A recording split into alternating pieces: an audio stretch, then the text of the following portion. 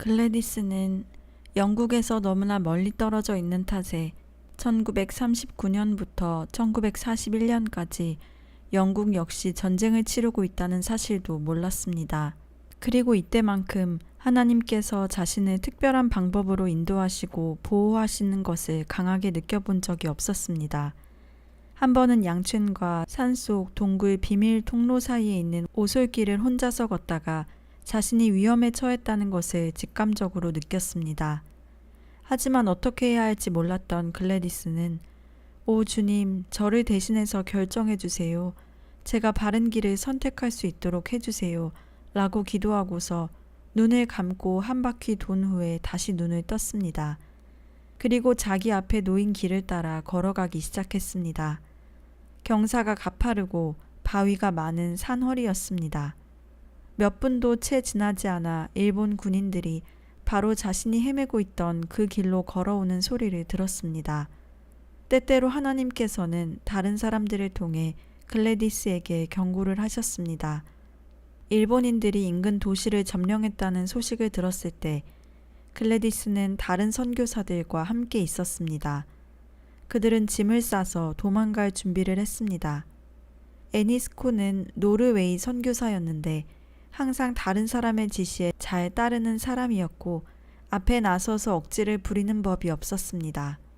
하지만 이번만은 달랐습니다. 하나님께서는 우리가 도망가는 것을 원치 않으신다고 생각해요. 그분이 저에게 말씀하셨어요. 저에게 하나님의 말씀을 주셨어요.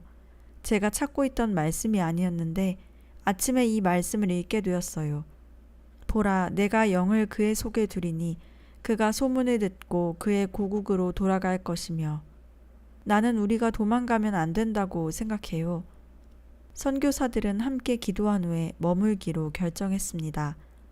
그리고 일본인들은 다른 곳에서 전쟁이 일어났다는 소식을 듣고 철수하기 시작했습니다. 어떤 때는 하나님께서 말씀으로 직접 인도해 주실 때도 있었습니다.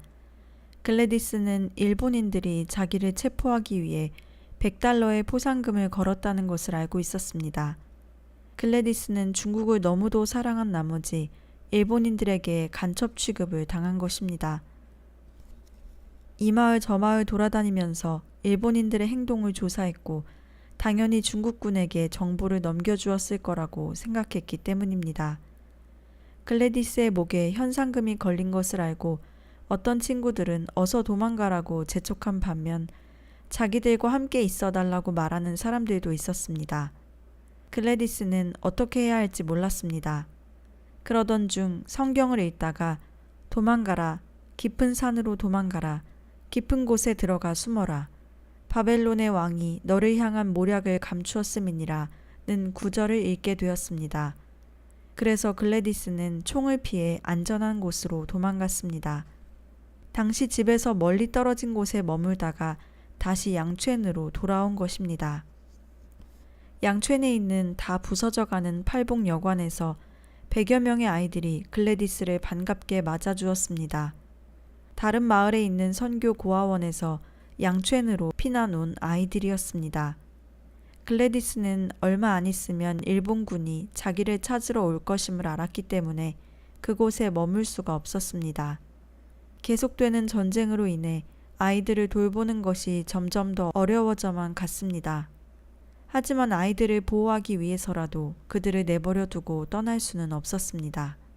그러던 중 시안에 있는 어느 고아원에서 아이들을 맡아주겠다는 소식을 들었습니다. 글래디스가 아이들을 데리고 그곳에 와주기만 한다면 맡아주겠다는 것이었습니다. 하지만 이동하는 군인들 때문에 안전하지 않았습니다. 다음 날 아침 글래디스는 8년 동안 자신의 집이나 다름없었던 팔복 여관과 양촌의 영원한 작별을 고했습니다. 수년의 시간이 지난 후에도 누군가 글래디스에게 고향이 어디냐고 물으면 양촌이라고 답했을 정도로 그녀는 양촌을 사랑했습니다. 글래디스는 아이들에게 각자 자기가 덮을 담요와 자기가 쓸 밥그릇, 젓가락을 챙기도록 하고 아이들을 한 줄로 세워 마을을 빠져나왔습니다. 관료는 글래디스에게 마지막 인사를 하면서 자신이 줄 수 있는 모든 것을 주었습니다. 하나님께서 관료를 통해 공급해 주셨던 것처럼 매일매일 필요한 것들을 직접 공급해 주셨습니다. 어떤 때는 먹이셨고 어떤 때는 굶기기도 하셨습니다. 그들은 험하고 좁은 산길로만 다녔습니다. 군인들이 도처에 깔려 있었기 때문이었습니다. 스님 한 분은 글래디스와 아이들이 하룻밤 자고 갈 수 있도록 사람이 거의 오지 않는 사원을 내주기도 했습니다. 산에서 만난 어떤 사람은 자기 집 앞마당에서 자고 가라고 했습니다. 처음 며칠 동안은 마치 모험을 하는 듯 했습니다. 계속해서 소풍을 다니는 기분이었습니다. 얼마 지나자 신발도 옷도 닳기 시작하면서 발이 헐어 피가 났습니다. 그들의 몸은 지저분해졌고 먹을 것은 하나도 없었습니다. 그렇게 일주일 밤을 지내고 난 어느 날 갑자기 군인들이 그들을 향해 왔습니다. 처음에는 일본군인 줄 알고 두려워하다가 중국군임을 깨닫고는 비로소 안심할 수 있었습니다. 50명의 군인들은 그들과 함께 야영을 하면서 배낭에 있는 음식을 나누어 먹었습니다. 그날 밤은 모두가 편안하게 잘 수 있었습니다. 아마도 앞으로 있을 혹독한 어려움에 앞서 허락된 잠깐의 휴식이었던 것 같았습니다. 가끔은 바위 표면이 너무 가팔라서 어린아이들을 한 명씩 들어서 내려주어야 할 때도 있었습니다. 또 어떤 때는 햇볕이 너무도 뜨겁게 내리쬐어서 90m마다 한 번씩 쉬어야만 계속해서 길을 갈 수 있었습니다. 나중에는 글래디스와 큰 아이들이 어린아이들의 담요를 대신 들어주었고 큰 아이들이 견딜 수 있는 한도 내에서 어린아이들을 등에 업고 갔습니다. 글래디스는 조금만 더 가면 황허 강변에 위치한 유엔추에 있는 마을에 도착할 것이라고 힘을 북돋아주며 말했습니다. 거기에 가면 먹을 것이 있을 거야. 12일간의 긴 여행 끝에 그들은 유엔추까지 비틀거리며 도착했지만 거기에는 아무도 없었습니다. 모두들 일본군을 피해 도망간 것입니다. 넓디 넓은 황허강을 건널 배 한 척도 남아있지 않았습니다. 마을 사람들이 이미 다 배를 타고 가버렸기 때문입니다. 지친 아이들은 글래디스와 함께 나흘 동안이나 강가에 주저앉아 있었습니다. 그들의 배는 점점 더 고파왔습니다. 글래디스도 몸이 안 좋아졌고 더 이상 희망도 보이지 않는 것 같았습니다. 모든 것이 끝난 것만 같았고 더 이상 갈 곳도 없고 갈 수 있는 길도 없었습니다. 적군들이 와서 그를 포위하고 잡아가거나 혹은 더 극한 상황에 처하게 되는 수밖에 없었습니다. 끔찍한 생각에 잠겨있는 글래디스에게 13살인 수알란이 말을 걸었습니다. 아이웨데, 전에 우리한테 해주셨던 모세 이야기 기억나세요? 모세가 어떻게 이스라엘 백성들을 데리고 홍해를 건넜는지 말이에요. 물이 갈라지라고 하나님께서 명령하셔서 이스라엘 사람들은 모두 다 안전하게 건널 수 있었잖아요. 그래, 기억하지. 그러면 하나님께서 왜 우리에게는 황허강을 갈라서 지나가도록 해주지 않으시나요? 글래디스는 진이 빠진 엄마들이 대답하는 것과 똑같이 말했습니다. 나는 모세가 아니란다, 수알란. 하지만 하나님은 항상 하나님이시잖아요. 아이웨데, 우리한테 100번도 넘게 그렇게 이야기하셨잖아요. 하나님께서 정말 하나님이시라면 우리를 위해서도 강을 갈라주실 수 있어요. 글래디스는 부끄러운 마음으로 아이들과 함께 기도했습니다. 그럼에도 글래디스는 하나님께서 이 상황에서 어떤 방법으로 도와주실 수 있을지 도저히 알 수가 없었습니다. 중국 경찰 한 명이 순찰을 돌다가 멀리서 들리는 노랫소리에 매우 당황했습니다. 강가에는 아무도 없을 것이라고 생각했기 때문입니다. 그리고 매우 아파 보이는 작은 외국인 여자 한 명이 100여 명의 아이들 한가운데 앉아있는 것을 보고는 깜짝 놀랐습니다. 여기에 그대로 남아있는다면 그들은 곧 죽게 될 것이 뻔했습니다. 이곳은 곧 전쟁터로 바뀔 것이기 때문이었습니다. 경찰은 강 저편에 있는 배를 이쪽으로 가져올 수 있는 권한이 있었습니다. 그가 호루라기를 힘차게 불어 신호를 보내자 강 건너편에서 두 남자가 그들을 향해 노를 저어 왔습니다. 그렇게 3번을 왕복한 후에 모든 아이들을 강 건너편으로 무사히 건너도록 할 수 있었습니다.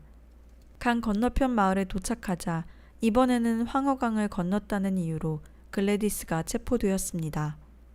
황허강을 건너는 것은 불법이었고 건널 수 없는 상황이었기 때문입니다. 강을 건넜다는 것은 분명 그 사람이 간첩이라는 의미라고 여긴 것입니다. 완전히 지친 상태에서 그런 대접을 받았으니 글래디스는 거의 정신이 몽롱했습니다. 자기를 중국 간첩이라고 오해하는 일본인들을 피해 여기까지 왔는데 이제는 중국 사람들이 자기를 일본 간첩으로 몰아붙이고 있었습니다. 글래디스가 조사를 받는 동안 아이들이 밖에 서서 한 목소리로 소리를 질렀습니다. 풀어주세요, 풀어주세요. 치안 판사는 글래디스를 체포하면 100여 명의 아이들도 함께 돌봐주어야 한다는 것을 깨닫고 글래디스를 놓아주는 편이 낫다고 판단했습니다. 글래디스와 아이들은 그곳에서 기차를 타고 나을 길을 갔습니다. 거대한 산을 건너는 것이 불가능해 보였지만 아무도 없는 곳에서 하나님께서는 기차를 준비해 두셨습니다.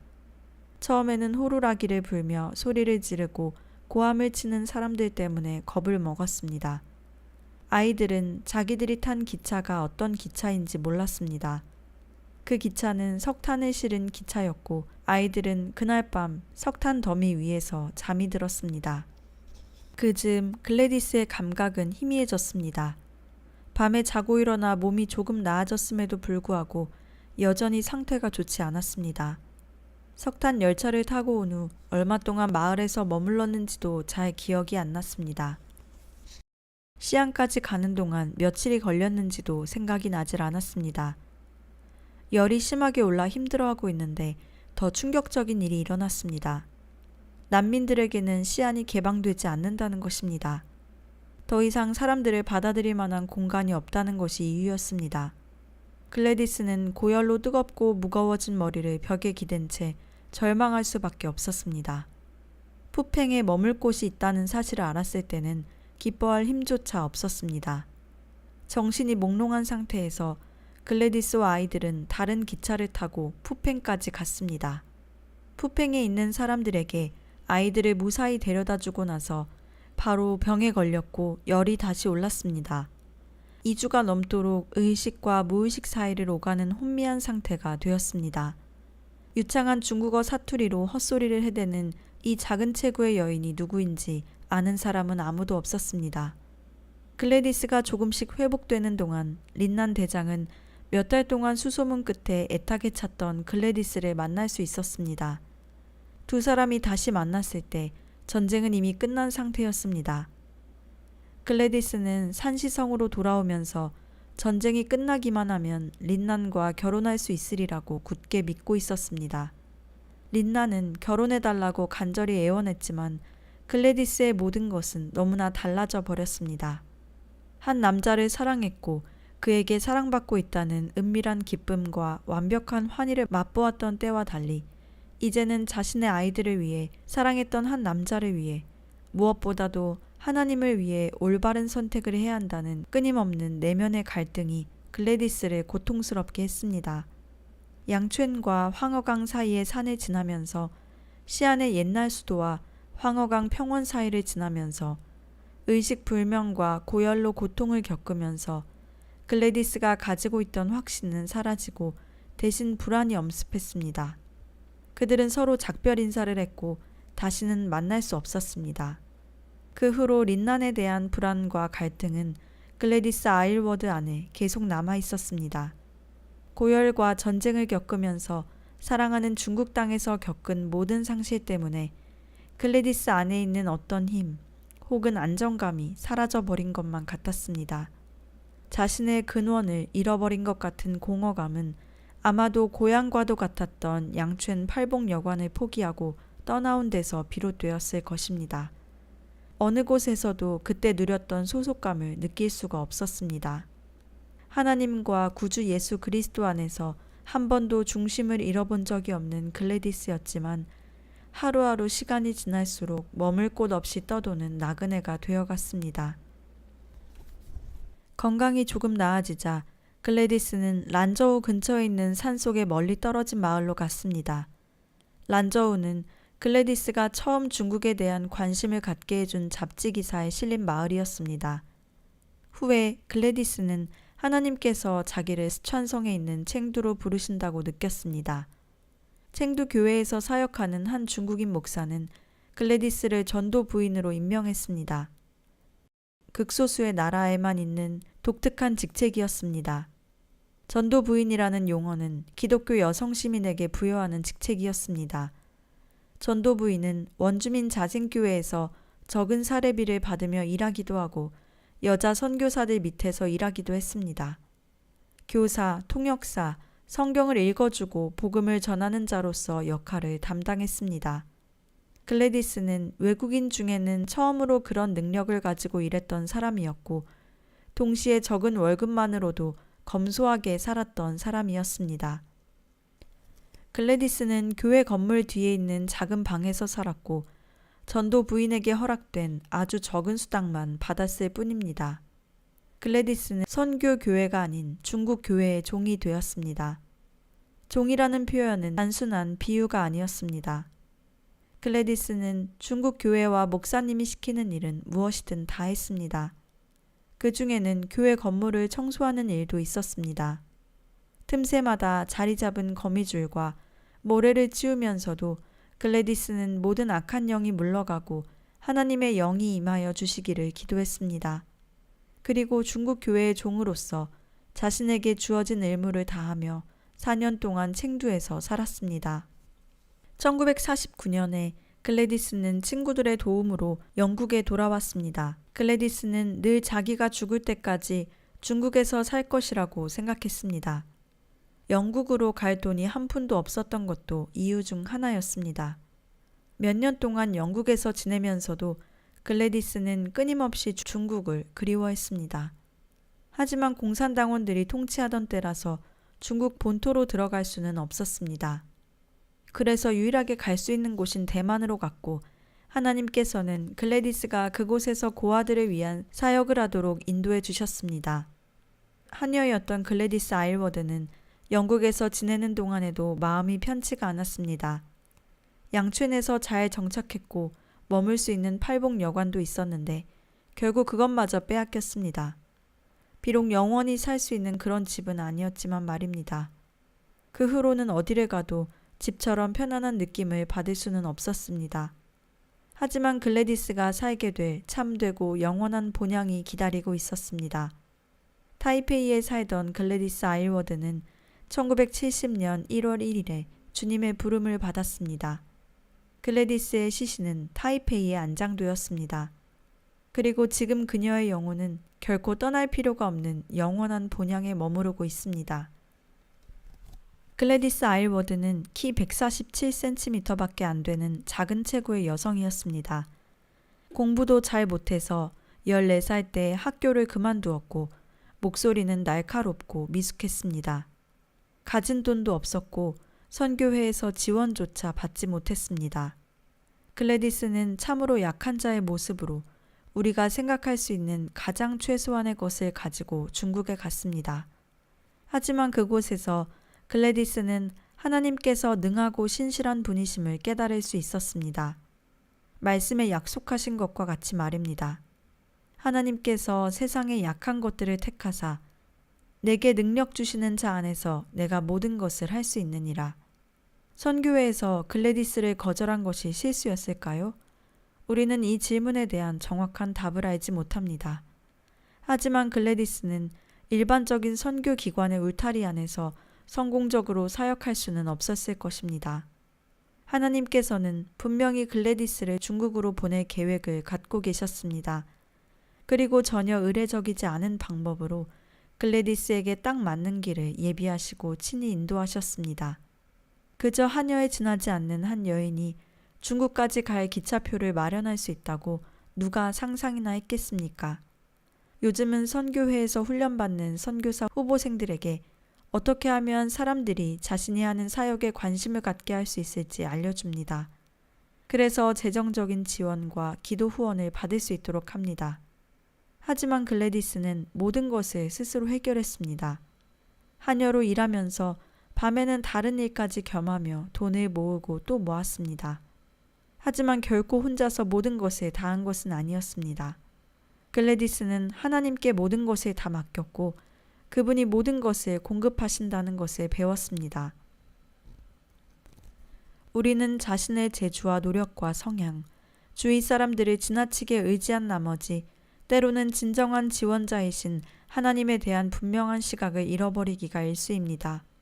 예수님께서는 마태복음 6장 31절로 33절에서 다음과 같이 말씀하셨습니다. 그러므로 염려하여 이르기를 무엇을 먹을까 무엇을 마실까 무엇을 입을까 하지 말라. 이는 다 이방인들이 구하는 것이라. 너희 하늘 아버지께서 이 모든 것이 너희에게 있어야 할 줄을 아시느니라. 그런즉 너희는 먼저 그의 나라와 그의 의를 구하라. 그리하면 이 모든 것을 너희에게 더하시리라. 글래디스 아일워드는 중국에 갈 수 없다고 할 만한 핑계가 너무도 많은 사람이었습니다. 중국까지 갈 여비도 없었고 러시아를 횡단하는 동안 살아남을 가능성도 없었습니다. 100명의 아이들을 데리고 험난한 산을 넘고 황허강을 건너는 것도 불가능했습니다. 하지만 하나님께는 불가능이 없었습니다. 입양한 아이들과 함께 단란한 가정을 이루었고 글래디스가 목숨을 구해준 수백 명의 고아들은 중국 남부에 있는 산시성에서 공교육을 받으며 살았으며 그들 중 대다수의 아이들이 구원을 얻었습니다. 글래디스는 중국의 오래된 관습인 전족을 근절시키는 사명을 감당했고 수감된 죄수들이 생산적인 일을 할 수 있도록 변화의 물결을 일으켰습니다. 많은 환자들을 치료해주고 산모들의 출산을 돕기도 했습니다. 중국 관료는 이제 글래디스와 같은 신앙을 지닌 형제가 되었고 먼 산간지방에 있는 마을에까지 교회가 세워졌으며 믿는 사람들이 생겨났습니다. 글래디스 아일워드는 미천한 신분과 짧은 학문, 온갖 불리한 조건과 주위 사람들의 편견을 전사처럼 깨뜨려 나간 작지만 큰 믿음의 거인이었습니다. 만약 자신이 처한 환경이나 조건이 너무나 비천하여 위대한 삶을 살 수 없다고 생각하는 분이 있다면 글래디스 아일워드의 생애를 통해 순종하는 자들을 통하여 역사하시는 위대하신 하나님을 느낄 수 있길 소원합니다.